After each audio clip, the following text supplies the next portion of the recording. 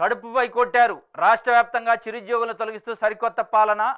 TDP నేతల బెదిరింపులకు తలొగ్గుతున్న అధికార గణం. ఖాళీ అయిన స్థానంలో తమ వారిని నియమించాలని అధికారులకు అల్టిమేటం. కొత్త నియామకాలకు ముడుపులు దండుకుంటున్న టీడీపీ నేతలు.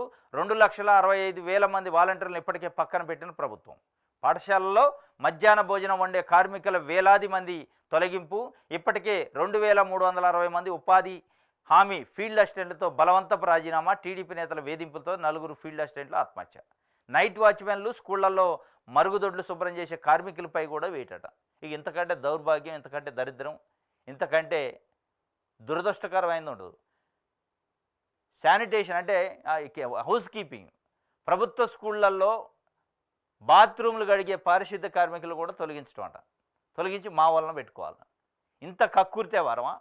అంగన్వాడీ కార్యకర్తలు, స్కూళ్ళల్లో చేసే పారిశుద్ధ కార్మికులు, ఫీల్డ్ అసిస్టెంట్లు, రేషన్ డీలర్లు, వీళ్ళు వెలుగు దాంట్లో ఇప్పుడు ఐకేపీలో ఉన్న వివోలు, వీళ్ళందరినీ తొలగించి తెలుగుదేశం పార్టీకి సంబంధించిన కార్యకర్తలను పెట్టుకోవాలని చూస్తున్నారు. దాంట్లో కూడా పెద్ద ఎత్తున లంచాలు, ఖాళీ అయిన స్థానాలు తమ వాళ్ళని నియమించాలని అధికారులకు అల్టిమేట్ అట. కొత్త నియామకాలలో డబ్బులు తీసుకుంటున్నారట అక్కడ లోకల్గా ఉన్న స్థానిక తెలుగుదేశం పార్టీ నాయకులు.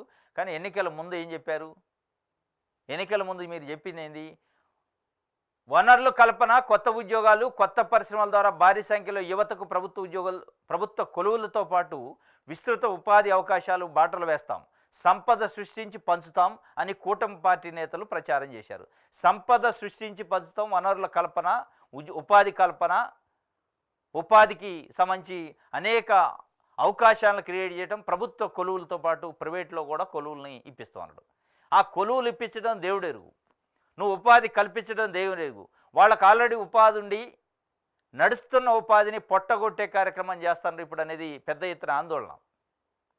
వాళ్ళు గడిచిన 5 సంవత్సరాల నుంచి చేస్తున్న అనేక రకాల ఉపాధి కార్యక్రమాలకు సంబంధించి జగన్మోహన్ రెడ్డి వాళ్ళకి పొట్ట నింపిన కార్యక్రమం గురించి వాళ్ళని పొట్టలో పెట్టుకొని చూసుకున్న కార్యక్రమాన్ని పక్కన పెట్టి మీరు పొట్టగొట్టే కార్యక్రమం చేస్తున్నారు. మీరు ఉపాధి కల్పించకపోతే పోయారు, కానీ ఉన్న ఉపాధిని పీకే కార్యక్రమం చేసి రాజకీయాలు చొప్పించి అందులో రాజకీయ రంగులు, పార్టీ జెండాలను తీసుకుపోయి అందులో పెట్టే కార్యక్రమం చేస్తున్నారు. తెలుగుదేశం పార్టీ కార్యకర్తలే ఉండాలా ప్రతి దగ్గర, తెలుగుదేశం పార్టీ చెప్పిన వాళ్ళే ఉండాలంటే ఇది తెలుగుదేశం పార్టీకి సంబంధించి పార్టీ వ్యవహారమా, ప్రభుత్వ వ్యవహారమా? అంటే తెలుగుదేశం పార్టీకి సంబంధించిన వ్యక్తులే ప్రతి దగ్గర ఉంటే మిగతా ప్రజలకి ఎట్లా న్యాయం జరిగింది? అసలు పార్టీలు జెండాలని ఈ అధికార యంత్రాంగంలోకి ఎందుకు తీసుకొస్తున్నారు అనేది, ఇది సంపద సృష్టించడం అంటారా? ఎవరి సంపద సృష్టించడం అని చెప్పి చంద్రబాబు నాయుడు గారు చెప్పారు. ప్రభుత్వంలో ఉన్న ప్రభుత్వం సంపద సృష్టిస్తూ ఉంటుంది. ప్రజల సంపద తెలుగుదేశం పార్టీ నాయకులు, కార్యకర్తల సంపద పెంచడానికే. దానికోసం వీళ్ళందరినీ తొలగించి మళ్ళా కొత్త నియామకాల పేరుతోని డబ్బులు వసూలు చేసే దందా కోసం ఇది ఏందో అర్థం కావట్లే. మొత్తానికైతే ఇది జరుగుతుంది. జీతం తీసుకునే చిరుద్యోగులు పొట్టగొడుతూ తమ్ముళ్ళు జేబులు నింపుకుంటున్నారు.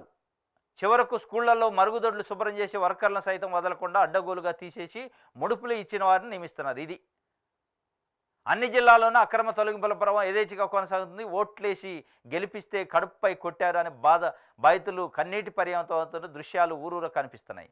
అసలు ఒకటి గమ్మత్తు ఏంటంటే, తెలుగుదేశం పార్టీ కార్యకర్తలని తెలుగుదేశం పార్టీకి ఓటేసిన వాళ్ళని మేము పెట్టుకుంటా అంటే అని కడుపు కొట్టే కార్యక్రమం చేస్తున్నట్టే, అసలు తెలుగుదేశం పార్టీకి ఇంతమంది ఓటేయకుండా తెలుగుదేశం పార్టీ ఎట్ట గెలిచింది? మీరు అంగన్వాడీలు తెలుగుదేశం పార్టీకి ఓట్లు వేయలేదని, వివోలు ఐకేపీ వివోలు వేయలేదని, రేషన్ డీలర్లు వేయలేదు, పారిశుద్ధ్య కార్మికులు వేయలేదు, వాలంటీర్లు వేయలేదు. మరి వీళ్ళందరూ వేయకుండా 164 సీట్లు ఎట్లా వచ్చినాయి? ఎక్కడి నుంచి వచ్చినాయి? ఏ పద్ధతిలో వచ్చినాయి? మీరు ప్రతి ఒక్కళ్ళని సస్పెక్ట్ చేస్తున్నారు.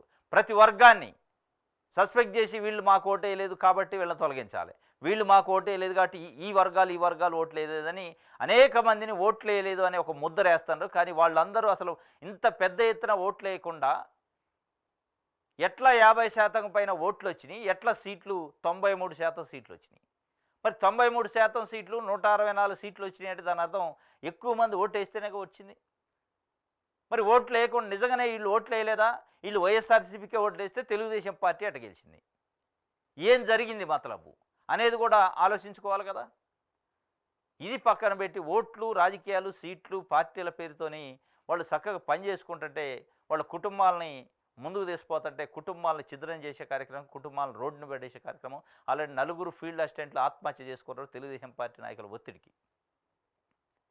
వాళ్ళని రోడ్డున పడేశారు లిటరల్గా. దాదాపు 2000 మందికి పైగా వాళ్ళ ఫీల్డ్ అసిస్టెంట్ని రాజీనామా చేయించారు. 2360 మందిని బలవంతంగా.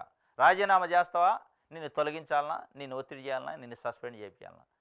2360 మంది ఎన్ఆర్ఈజీఎస్ ఫీల్డ్ అసిస్టెంట్ రాజీనామా చేశారు. ఆ ప్లేస్లో తెలుగుదేశం పార్టీ కార్యకర్తలని తెలుగుదేశం పార్టీ నాయకులు నియమించుకుంటారు.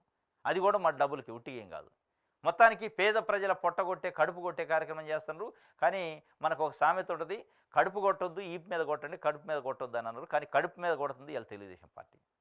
ఎప్పుడు కూడా కడుపు మీద కొట్టరు ఎవరన్నా. కోపం ఉంటే ఈపు మీద కొడతారు. కానీ కడుపు మీద కొట్టడం వల్ల ఒక్క కడుపు మీద కొట్టినట్టు కాదు, కుటుంబంలో ఉన్న పిల్లలు, భార్య, పిల్లలు మొత్తం రోడ్డున పడే పరిస్థితి ఉంటుంది.